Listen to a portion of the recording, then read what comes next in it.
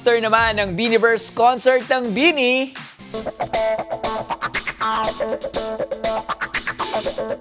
heto at may petsa at venue na ang simula at wakas world tour ng P-pop boy group na SB19.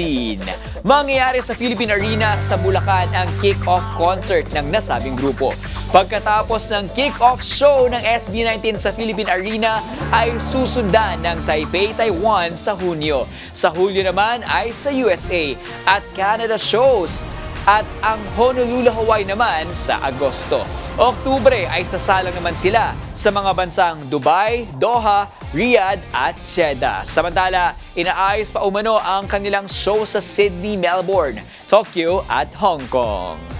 Super excited po kami kasi, well, first time namin mag-Philippine Arena as solo concert ng SB19. Nakapag-perform naman na po kami doon, but this is something bigger na maggawa ng show na sarili namin with partners, of course. Exciting kami with the kick-off. Yung training namin, grabe na yung pag-iensayo namin. But of course, nandun yung kasayahan namin na finally na-fulfill yung isa sa mga dreams namin. Na-check na namin yung isa sa mga bucket list namin na makapag-solo concert sa Philippine Arena. At ang kick-off concert po namin ay gaganapin sa Philippine Arena on May 31. Yes!